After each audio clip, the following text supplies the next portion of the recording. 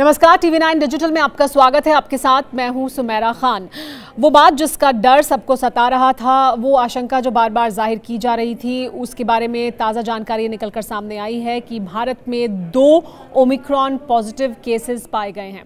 कर्नाटक में ये 2 ओमिक्रॉन जो नया वेरिएंट है कोरोना वायरस का, उसके जो पॉजिटिव पेशेंट्स हैं वो 2 हैं जो फॉरेन से यानी विदेश से भारत आए थे। कर्नाटक में ये 2 केसेस डिटेक्ट किए गए हैं और जीनोम सीक्वेंसिंग के थ्रू, यानी पहले उनका टेस्ट पॉजिटिव आया, उसके बाद जीनोम सीक्वेंसिंग की गई और जीनोम सीक्वेंसिंग के जरिए ये मालूम पड़ा कि वो ओमिक्रॉन कोरोना वायरस से ग्रसित हैं। ये अपने आप में एक बड़ा अलर्ट है।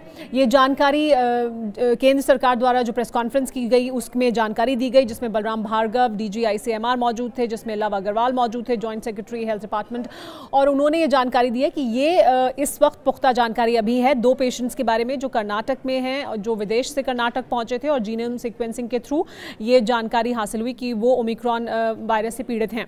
लेकिन ये जानकारी ज़रूरी है, ये भी साथ में बताया गया कि पैनिक करने की ज़रूरत नहीं है।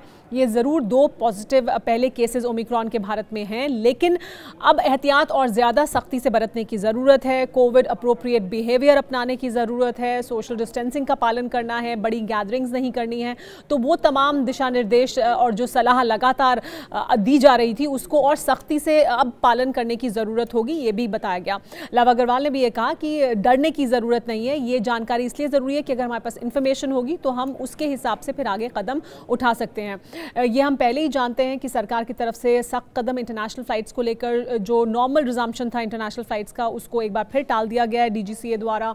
और अब जो एट रिस्क कंट्रीज़ हैं, यानी यूरोप है, जापान है, साउथ अफ्रीका या अफ्रीकन कंट्रीज़ हैं, वहाँ से आने वाले लोगों को 7 डेज़ के लिए कंपल्सरी क्वारंटीन करना पड़ेगा और अगर वो पॉजिटिव पाए जाते हैं तो उन्हें अस्पताल भी ले जाया जाएगा, भले ही उनमें सिम्टम्स हैं या नहीं हैं। कोविड पॉजिटिव हैं तो फिर उनको तो अस्पताल जाना पड़ेगा। तो ये जो नए और सख्ती के साथ गाइडलाइंस को पालन करने के दिशा निर्देश दिए गए हैं, वो अपनी जो जानकारी है सरकार वो लगातार दे रही है कि इनको हम सख्ती से पालन कराएंगे, लेकिन हम सबको भी एहतियात बरतने की ज़रूरत है। साथ ही अगर मैं आप बात करूं इस वक्त कोरोना की स्थिति जो देश में है उसके बारे में, तो इस वक्त भारत में 9,765 न्यू डेली कोविड-19 केसेस सामने आ रहे हैं। लगभग 9,700 के करीब कोविड पॉजिटिव केसेस सामने आ रहे हैं। 477 मौत हुई हैं कोविड की वजह से पिछले 24 घंटों के अंदर, और जो एक्टिव केस लोड है करंटली वो 99,763 पर है।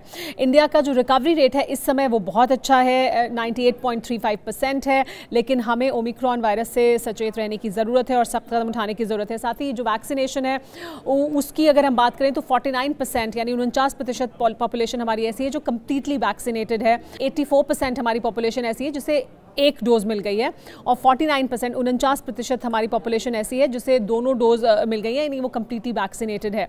तो सरकार अपने स्तर पर ये तमाम कदम उठा रही है, लेकिन अपने आप में ये ज़रूर चिंता बढ़ाने वाली खबर है कि 2 ओमिक्रॉन के पेशेंट्स पाए गए हैं कर्नाटक में।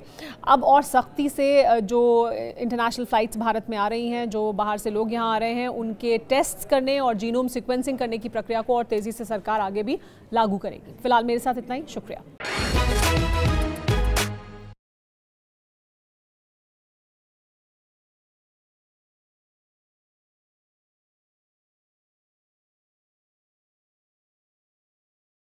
देश बनता है अपने नागरिकों से, ऐसे नागरिक जो अधिकार के साथ कर्तव्य पर भी ध्यान दें, जो सच्चाई का आदर करें लेकिन असत्य से लड़ना भी सीखें, जो सिर्फ जानकार न बने बल्कि जागरूक भी रहें। इस काम में TV9 डिजिटल है आपका मददगार लगातार, ताकि आप भीड़ का हिस्सा न बने बल्कि राह दिखाएं भीड़ को। देखते रहिए TV9 डिजिटल।